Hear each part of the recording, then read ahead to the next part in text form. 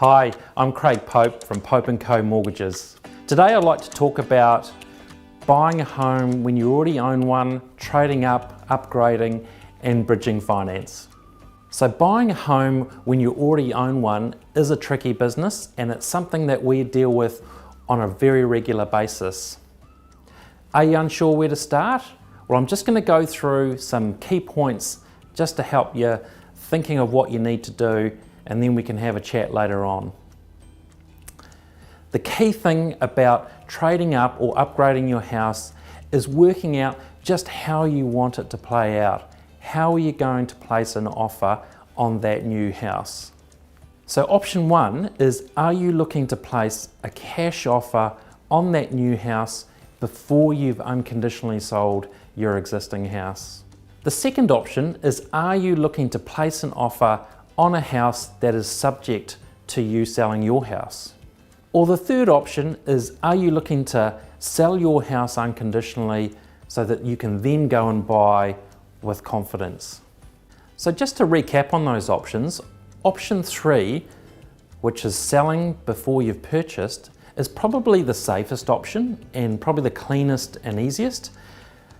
The tricky thing with option three is it does mean that you have to have temporary accommodation lined up so that once your house is sold, if you haven't found the next one, you've got somewhere to live in between having sold your house and being a cash buyer for the next one. And that can be difficult when you've got a young family, but it is going to be the safest and cheapest option for you potentially.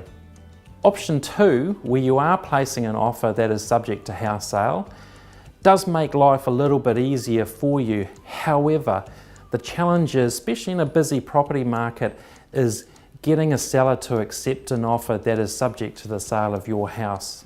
So a lot of people struggle with that option in terms of being competitive with their offer when there's other cashed up buyers out there that you're in competition with.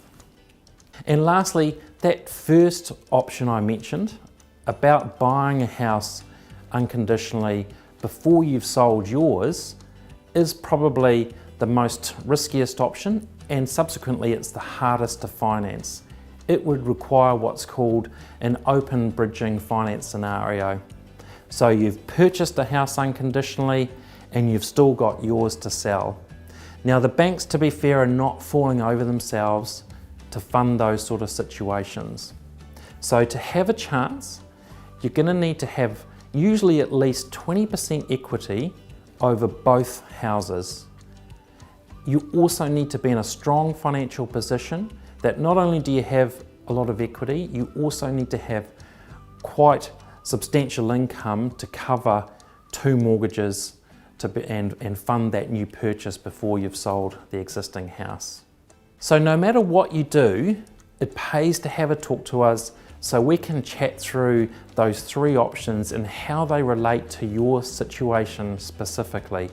Like I say, bridging finance is difficult to get, it's risky, and it's expensive.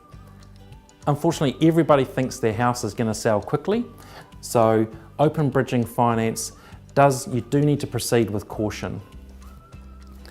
But feel free to talk to us about it, and again, we can explain how it all works in relation to your situation.